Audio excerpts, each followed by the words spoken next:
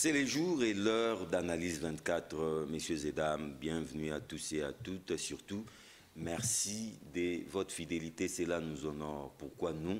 Parce que je suis avec mon éternel complice Ali Malé. Bonjour John. Bienvenue. Merci beaucoup. Sinon, ça va? En tout cas, comment ça apparaît? Les couvre-feux, ça a évolué. Ce n'est plus 21h, c'est maintenant 22h. C'est un soulagement pour nous tous et pour tous les Congolais. Un soulagement surtout pour les Quinois. Surtout ça. En tout cas, merci d'être là. Merci beaucoup, John. Aujourd'hui, exceptionnellement, nous avons deux invités. Les premiers s'appellent Maître Liévin Kabea. Il est le secrétaire national des TH 2023. TH 2023 veut tout simplement dire Tshisekedi Horizon 2023. Maître Liévin Kabea, bienvenue. En tout cas, John, c'est plaisir pour moi, en tout cas. Vous ne serez pas seul, vous êtes accompagné du membre d'honneur de TH 2023 en la personne de Kachamou Kajamari.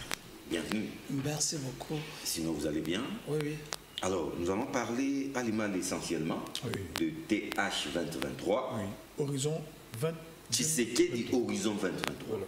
2023. Alors, Liévin Kabea, un nouveau parti politique qui vient remplir déjà la liste pléthorique des partis politiques en RDC. En tout cas, John Chitende, j'aime bien lorsque je passe des émissions avec vous parce que vous êtes, en tout cas, parmi les journalistes qui marquent, n'est-ce pas, la communication et accompagné des animaux. En fait, TH 2023, ce n'est pas un parti politique, mais plutôt une association sans but lucratif. Et cette structure qui est créée sur les cendres des combattants et combattantes de la liberté et de la démocratie, sur vision du fait Etienne Tshisekedi Mulumba. Du peuple d'abord. Mais c'est ça. Vous devez comprendre que Tshisekedi a eu à sacrifier sa vie pour le peuple parce qu'il pouvait à maintes reprises aménager avec des politiciens et puis accéder à des postes jugulants, des postes qui devraient lui permettre à pouvoir gagner de l'argent, mais il n'a pas eu à le faire parce qu'il incarnait, n'est-ce pas, la vision de pouvoir, l'espoir de la population du peuple congolais. Et surtout, moi, j'ai regardé le monsieur, paix à son âme, et je me disais, mais si on pouvait avoir 2, 3, 4, 5 personnes comme lui, le Congo devrait avancer. Parce que moi, je ne connais pas Lumumba, je ne connais pas la lutte de Lumumba, mais plutôt, on m'a parlé de cette lutte qui nous a amenés à l'indépendance, et je suis informé de cela. Mais j'ai vu quand même le combat d'Etienne Tshisekedi en 91 à la conférence nationale souveraine, avec le pragmatisme, avec beaucoup plus d'énergie et de décision. Mais Liévin Kabea, quand vous parlez aujourd'hui, nous sommes en 2021, Tshisekedi Horizon 2023, ce n'est pas quand même Etienne Tshisekedi dont vous parlez. C'est certainement son fils à qui vous voulez faire allusion. Bon, on n'exclut pas l'idée de pouvoir parler aussi de Félix Antoine Tshisekedi. Qui n'est plus de ce monde, Etienne Tshisekedi dirige le moi. On n'exclut pas l'idée parce que nous sommes co-héritiers avec Félix Antoine Tshisekedi de l'idéologie du docteur, le premier docteur en droit, le feu Etienne Tshisekedi Mulumba. Il a hérité l'idéologie du peuple d'abord, de ces messieurs-là. C'est pourquoi on ne peut pas les laisser seuls évoluer avec cette idéologie. Nous ne devons que se joindre à lui pour pérenniser, n'est-ce pas, cette idéologie. Et même, c'est parmi d'ailleurs nos objectifs, le premier, pérenniser l'idéologie du fait Tshisekedi, comme je viens de le dire. Et le deuxième, c'est de pouvoir accompagner l'actuel chef de l'État à pouvoir, n'est-ce pas, obtenir un deuxième mandat. Pourquoi le faire? Parce que nous sommes avec lui co-héritiers, n'est-ce pas, de cette idéologie qui s'imprime sur le peuple qui est placé au centre de tout intérêt socio-politique. C'est un peu ça. Et le troisième objectif, je crois bien, j'anticipe, vous devez déjà me poser la question par rapport à cela, c'est en fait permettre à ce que l'entrepreneuriat et la politique priment ensemble.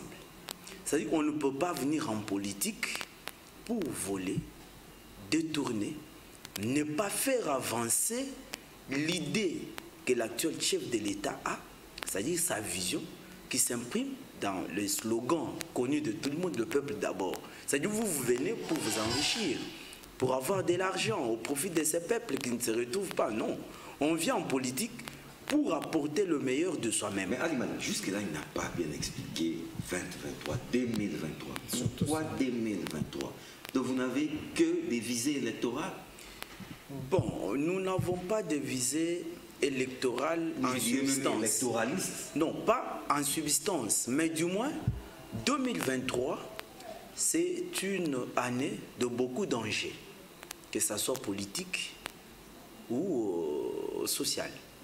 Là, là, on doit le reconnaître. Alors, il est président de la République, Tshisekedi. Et lorsque nous disons le nom de Tshisekedi, c'est un esprit. Ce n'est pas seulement Félix-Antoine Tshisekedi, mais seulement nous nous sommes appropriés le nom de Tshisekedi en tant qu'esprit. Alors, l'esprit qui est tombé sur le fils qui a le pouvoir actuellement, et qu'est-ce que nous pouvons faire pour pérenniser cette idéologie qu'incarnait le fait Étienne Tshisekedi Omolumba? Nous devons soutenir celui qui est avec nous, qui est actuellement président de la République. Nous devons le soutenir dans ses actions et permettre à ce qu'en 2023, s'il y a élection, et nous en avons la foi, et il y en aura, et que lui puisse avoir un deuxième mandat qui pourra permettre à parachever les actions qu'il est en train de faire. Alors, et en cela, vous comprendrez que les chefs de l'État travaillent, mais la communication, même au niveau de la présidence, même au niveau des partis politiques, voire même sa famille politique lui dépaisse, il n'arrive pas à faire spéculer les actions du chef de l'État de la manière dont elles sont en train d'être entreprises ou soit réalisées.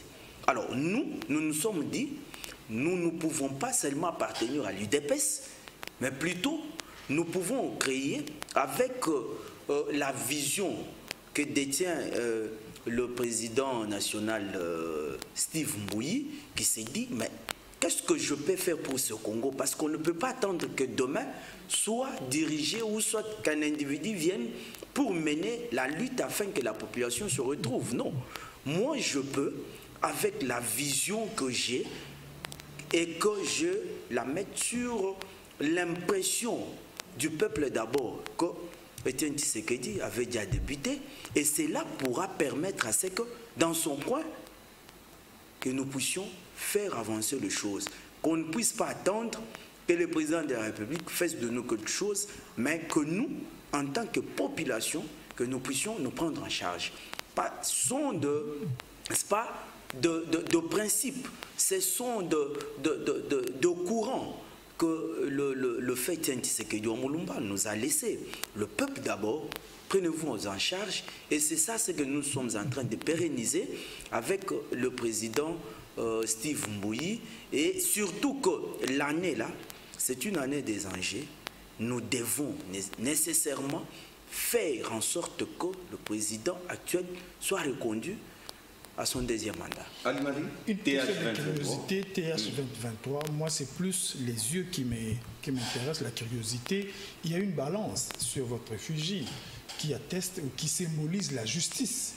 Qu'est-ce qu'apporte TH 2023 sur l'aspect judiciaire? Je ne sais pas si la question sera répondue par le secrétaire national ou le membre d'honneur. Sur l'aspect judiciaire, que vient faire la balance judiciaire sur le fugitif? On commence d'abord par le secrétaire national. Par exemple. Oui, c'est bon, certainement. Vous savez, il y a un principe qui dit la justice élève une nation. Si on veut construire un État, il faut que la justice soit distributive, que la justice soit équitable, que la justice se reproche de sa population. Alors, il y a des sociétés où il y a des hommes forts. Nous avons vécu ça dans ces pays. Où, s'il faut toucher quelqu'un, on vous dit non, celui-là c'est un intouchable. Celui-là, on ne peut pas le poursuivre. Et voilà, lorsque vous engagez une action judiciaire contre lui, on vous dit mais ça n'aboutira pas. Et même en plein mouvement, ça s'arrête comme vous venez de dire.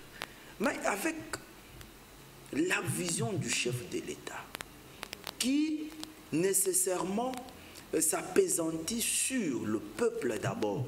Le peuple d'abord, c'est-à-dire on va d'abord le peuple au centre de tout intérêt, qu'il soit politique, social, juridique.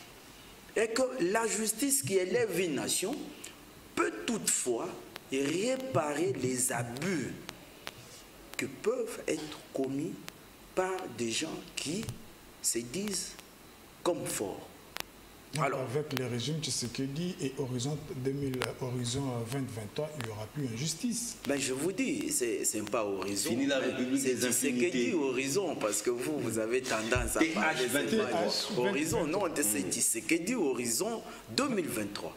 Alors, avec nous, nous accompagnons le chef de l'État. Et d'ailleurs, il y a des signaux forts. Je crois que M. Dion Chitende ne sera pas d'avis contraire avec moi. Nous avons vu, avec l'accession de Félix Antoine Tshisekedi au pouvoir, on a vu des procès des gens... Des procès sélectifs, hein? Non, pas sélectifs. Oui.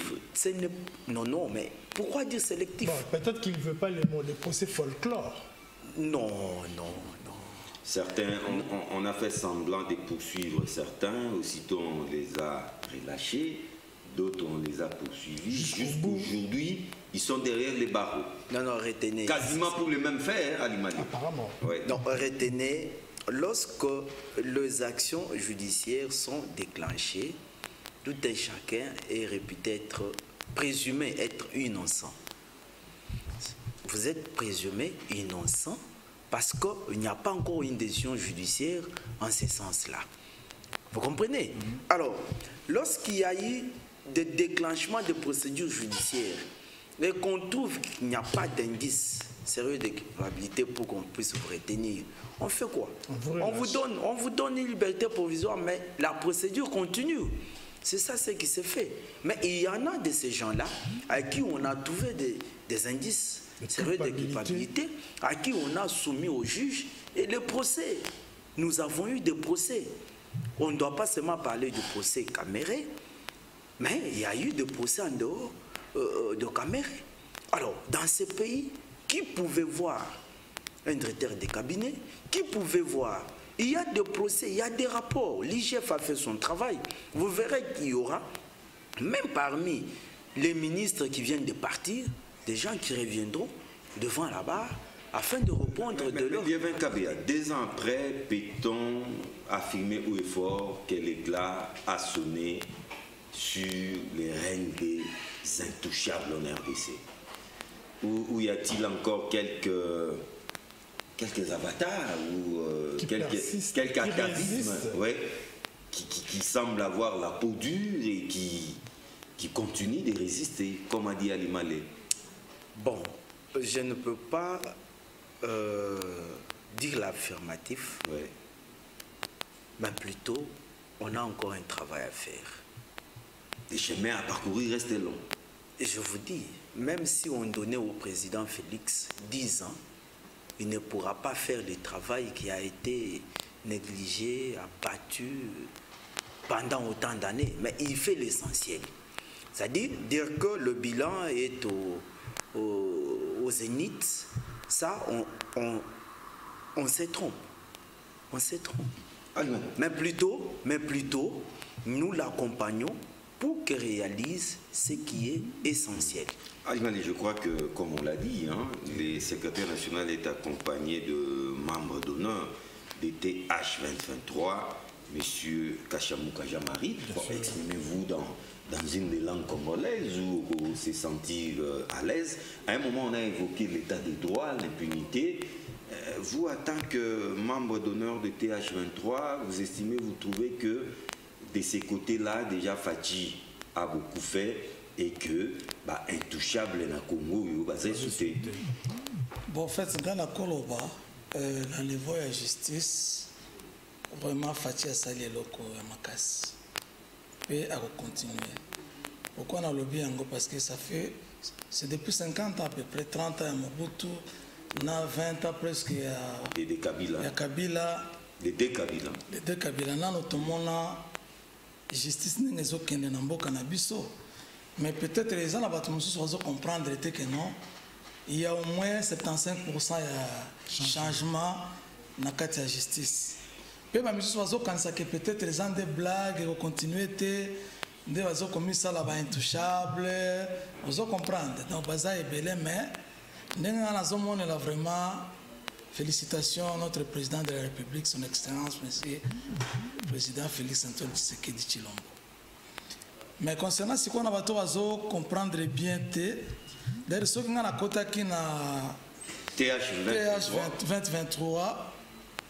Parce que j'ai compris une chose que quand il y a la province, tu as un problème comme Makassi, surtout côté état de droit.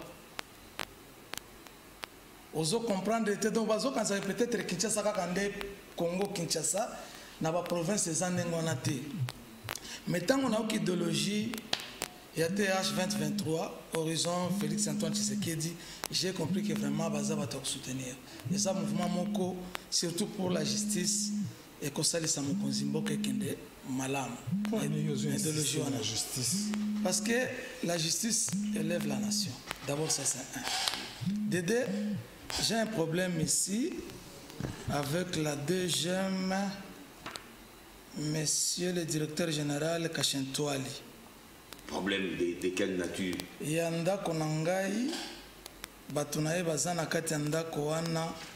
Vraiment na tamboli to sambi memwaete kolongwa na ndako bazobi makolongwa te soki otali mokanda oyo d'abord wana ezali plainte d'abord avant to banda na oyo toko banda partir ya awa tango na komela ki bango lettre ya koloba ki babanda kufuta ndako na ngai batindelinga mokanda oyo invitation naya na Kinshasa poto la modalité n'est pas après ba futi barrière na ngai. Mais tout ça na ezaki na période ya tout ça na régime drastique, il y a ba mesures barrières, ba avion ils ont mataté.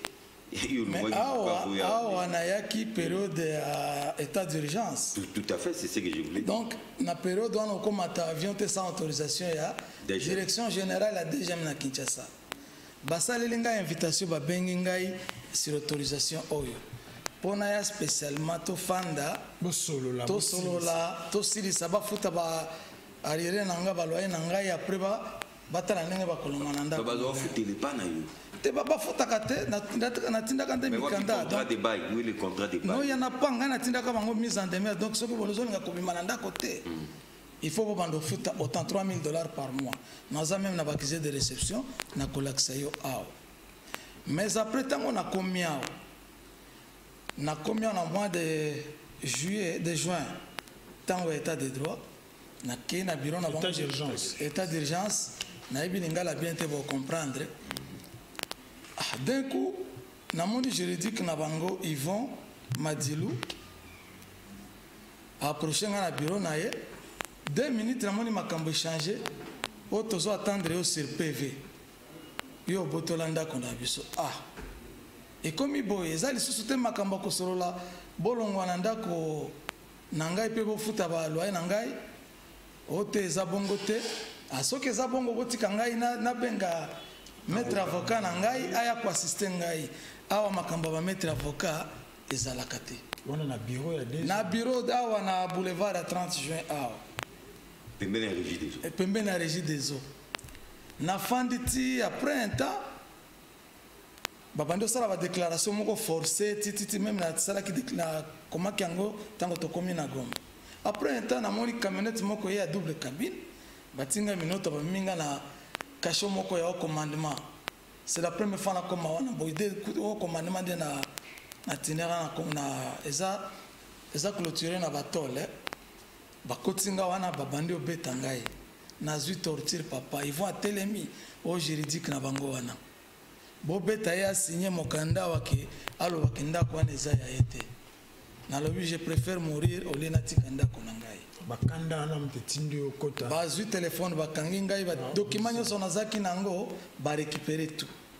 Dieu merci na tikala ki na téléphone na moke ba bakite na poche yango yo na iko benga sikoyo maître avocat na ngai aye tango basali alerte nde siko ba zwingai na le lendemain vers 16h bameminga directement na cachot parquet ya Gombe na fandi na parquet ya Gombe na tongo sikoyo na côté pas magistrat muk na kuti plainte na bango nde yango wana soko kotanga yango peut-être s'il y a quelqu'un qui akotanga yango même parti oyo kaka oyo liboso wana koyoka ndenge ke wana zanda kona bango basomba depuis 1987 na général Ngoga soki colonel Ngoga mais yo moko na nozwanda bonde na somba ndako na nga naza na bimikanda nyonso epa ya Blario Raoul Blario ngaza wapi libanda mboka oyo bazali banda mboka moi je suis un homme d'affaires dans la procédure moi je suis un homme d'affaires esalemi wapi est-ce que esalemi na ambassade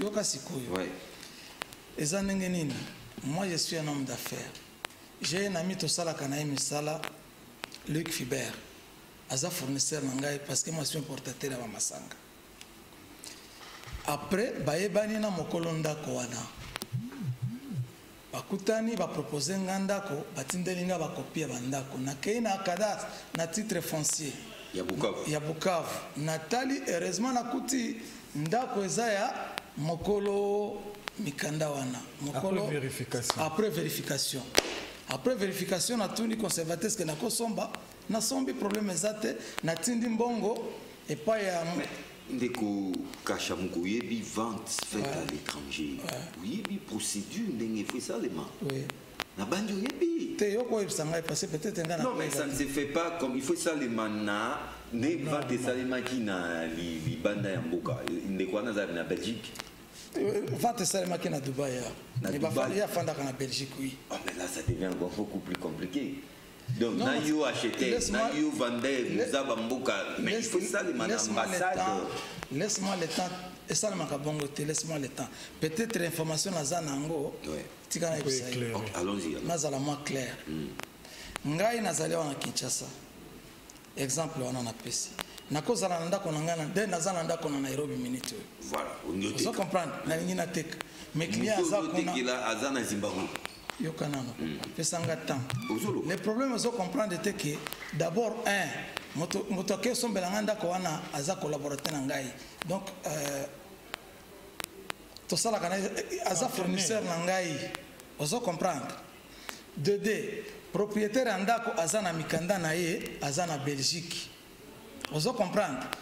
Tango bakutani ba proposer ngandako na lobi problème ezate batindelinga mikanda.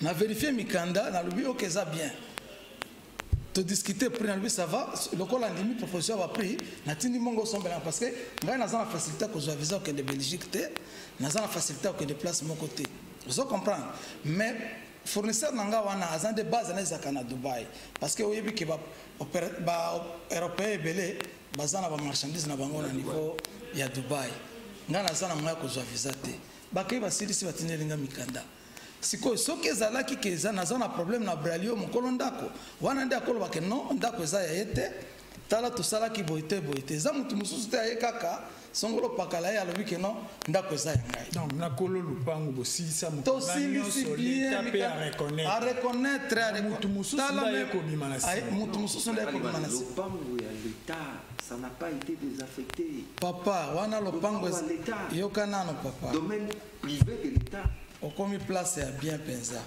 to banana na oyo tokoma na lupango ya l'État DG maye koloba ndako wana eza ya ye asomba donc eza ya l'État te tangela ngai awa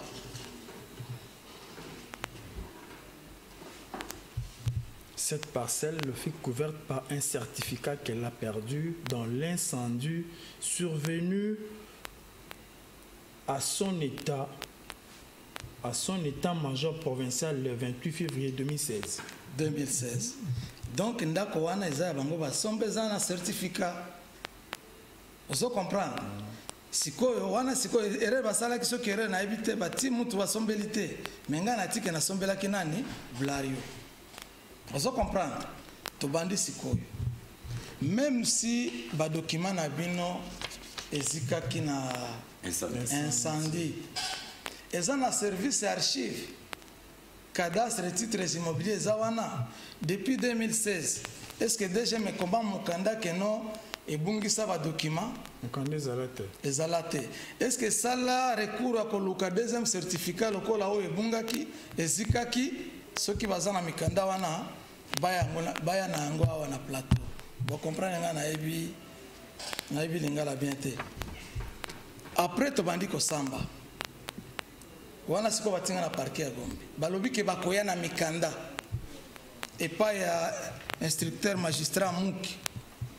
Ngai na mikanda na ngai ezali awa yango certificat d'enregistrement na certificat annulé au banilaki na présenter nyonso. Je m'excuse. Na zobino tana kolaksa bino après. Asaleli ngai imitation en bonne et due forme. Na Bukavu. Wana na komeli bango mukanda. Tobandi dossier depuis 2010. Mais 2021, ndedege maeko bimakeno ndako ezaya ye. 10 ans après. 10 ans après, nazana ba correspondance à accusé de réception ba bureau na bango. Kaka wana 2021 ndako ekomi na bango. Problème ezate. Ngai siko représenter ba mikanda na ngai nyonso na parquet général ya Gombe. C'est la première fois na koma wana. Après un temps, basengi bango sikola bango pe bana ba mikanda na bango balobaki ke bakoza bakoya na ba photocopie ou bien bani ba certificat anile. Bazangi yango. Wana nde siko makambo aleta ekokota. Kashento la sali nini akomeli akeye pa ya secrétariat général akomeli bango alobi ke non bolo bakenda ko wana eza ya bino. Eza ndako ya l'État. Abosani ki atia ki plainte na ye tant ki abungisa ki mukanda na ye. E bandi siko tokomi ndako ya l'État. Nalobi ça va. Ce que eza ndako ya l'État. Chaque ndako ya l'État sauf bureau ndako ya ba directeur wana l'État futi sakate. Mais ce que eza ba agent mususu ya CC bazaka na contrat na l'État congolais. Kaka contrat de bail en fait.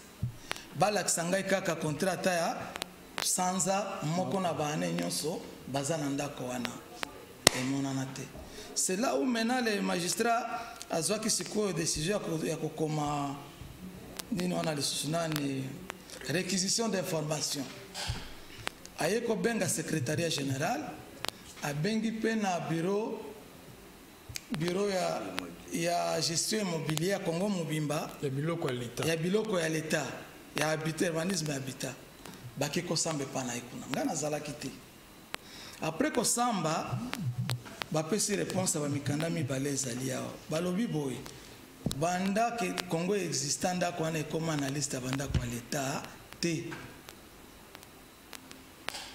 na secrétaire général ya urbanisme habitat na ya division chargée na gestion immobilière banda konyoso pe ba memi na ba arrêté ya ba liste banda ko ya l'État nyonso yo ezana katite yango yo papa na kotikela bino ata ba photocopie yango oyo arrêté à 2018 oyo arrêté à 2010 eza même na commission euti kosila wakala mingi te na 2019 yango ya l'État oyo ya 2019 yango oyo 2020 tokoma wana tokende malembe ndako eza te sikoyo tango magistrat moni wana lobi na komi na difficulté kokanga muto parce que ye aza na mikanda na ye lettre ya oyo nani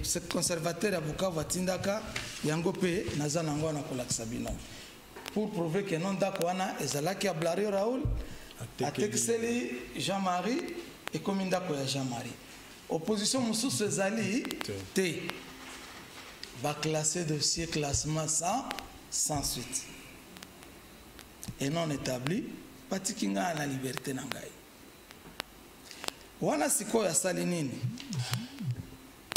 azongi lisusu ye DG Kashentwale akomeli sikoyo secrétariat général Mokanda ezali awa lobi ke non bosala ngai nazala locataire na bino to signer contrat lobi ke non Mokanda na lobi ke non nasengi ko signer contrat na bino comme de locataire ya ndako wana mais bayer normalement ezali papa ozo comprendre mutu alobi ke ndako eza ya ete institution était lobi ke ndako wana jamais depuis Congo exista et comment ndako ya leta te toyebi yango te okomeli zuka courage okomeli ye Mokanda ke non ndako wana ngana nakoma langa locataire nalingi nakoma langa locataire na ye Mokanda ezali awa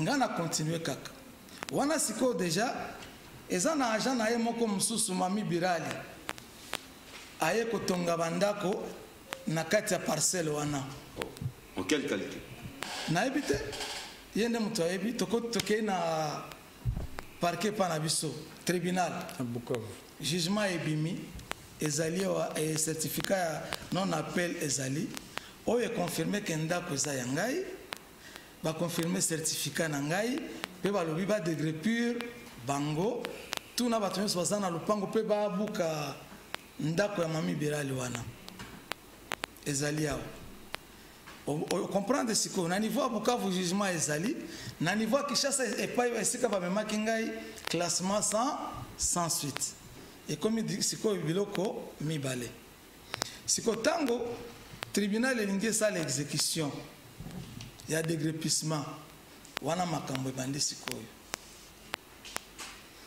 tribunal esali procédure ndenge basalaka basali lettre moko balobi on appelle ça comment ezali awa littérature commandement ezali awa yango oyo azolinga botala bino moko pour informer bato baza na ndako ke non da 48 heures il faut bolibere ndako soki bolibere te oyo eza ya greffe ya exécution ya parquet ya tribunal ya grande instance ya Bukavu après 2 jours 48 heures basali eloko te parquet ke kosala exécution bakuti résistance na kati ya lopango bazongi ozo comprendre balobi non lokola tokuti résistance biso tolingi bituma na bato wana te to continuer na procédure bakomeli général ya PC ya police militaire police non nationale police nationale PNC bakomeli ye lettre na ezali na kolakisa bino bapesi Mokanda ke non bakutani na résistance parce que balobi ke na kati ya ndako wana batiaki bato mosusu bainkoni baza na baminduki na kati police badepose accusé de réception ezali na kopesa bino bazeli police pendant 2 semaines. Non mais c'est normal baza na minduki parce que même les agents de l'ANER habitaient na parcelle. Ba agent oyo c'est ba agent na parce que na kati ya lopango wana eza ba agent moko te. Normal qu'un agent de l'ANER aza na minduki. Permettez chef. Oui. Na kati ya ndako wana eza ba agent moko te. Eza pena ba locataire batia na kati na bandeko na bango.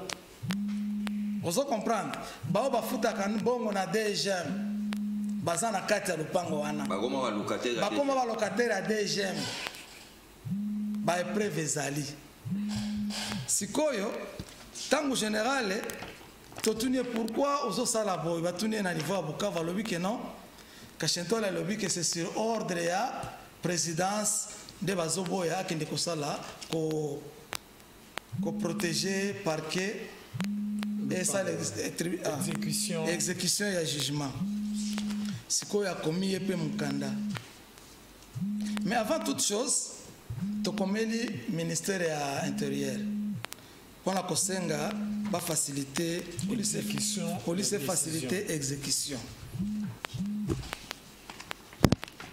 Dieu merci, ministère intérieur eye korépondre biso. En attendant, voilà. Dieu merci, ministère intérieur eye korépondre biso. Et le but que non, police est assisté et accompagné tribunal pour ça l'exécution. Bamemeli yango directeur général de la police nationale et pas na biso Bukavu. Tango général amoni mukanda wana, c'est la première fois na mona général la police a saboté lettre outil na ministère intérieur. D'abord a saboté ko accompagner tribunal ou ceux qui parquet na exécution. Puis lettre s'il vous plaît, vous pouvez s'engager une minute. Lettre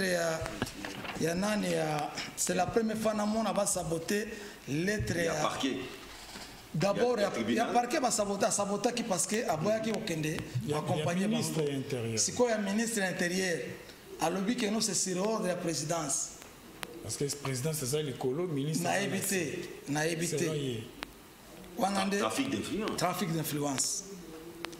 Ça va, problème exact.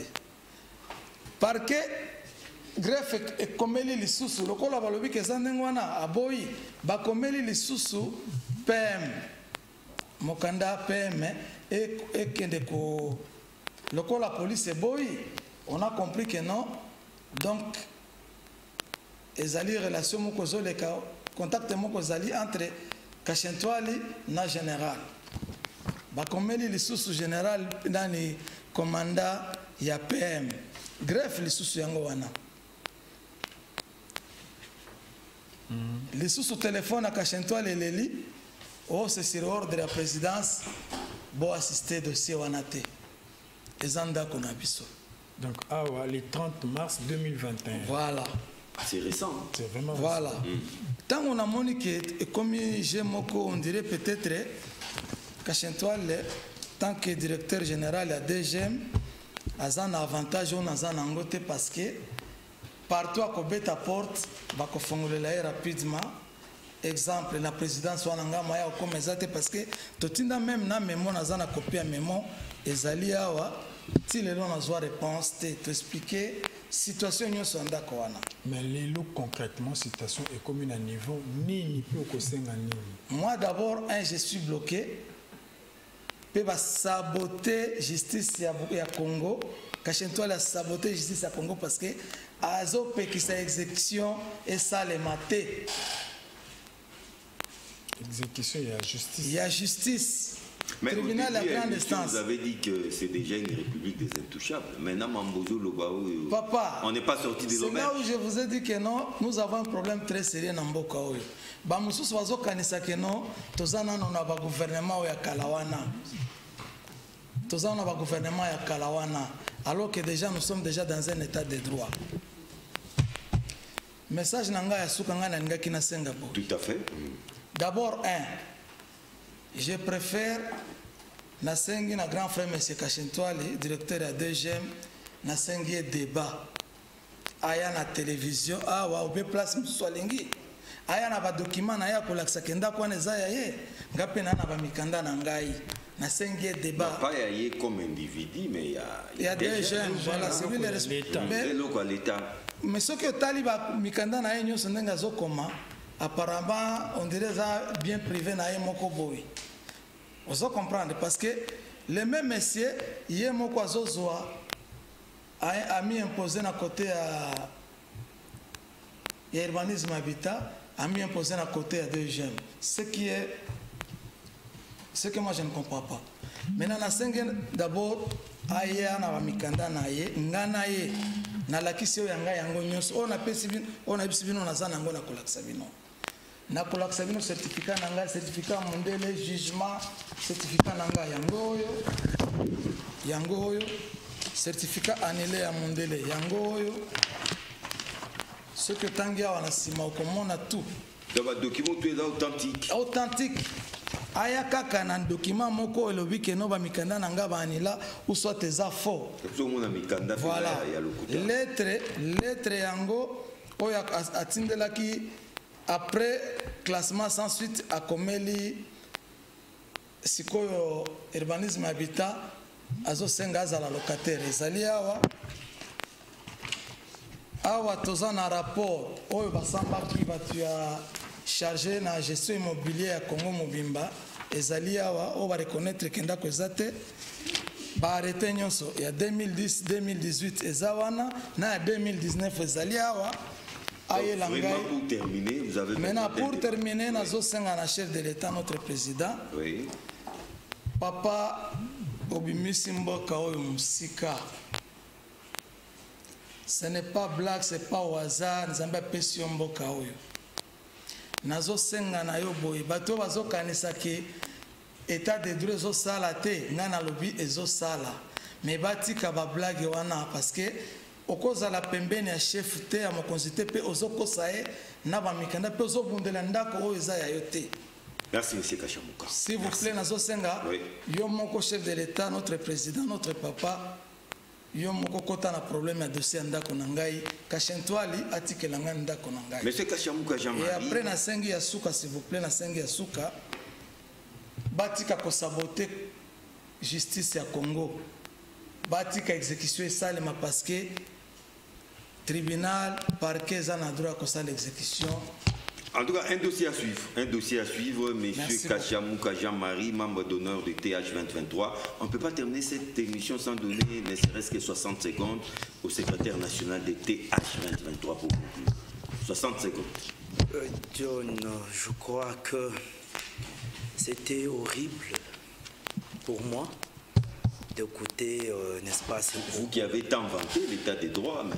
Bon, l'état de droit est en marche. L'état de droit est là. Mais, vous savez, il y a toujours, n'est-ce pas, des histoires qui peuvent venir en torpillant, n'est-ce pas, cette évolution de l'état de droit. Mais à notre niveau, nous chercherons à ce que, parce qu'étant responsable d'une structure qui marche dans la même vision avec les chefs de l'État, nous ferons en sorte que notre membre d'honneur se retrouve dans ce droit et que justice soit éclairée par rapport à ce... Parce que, il y a une décision judiciaire, il y a tout ce qu'il y a eu, mais qu'est-ce qui bloque?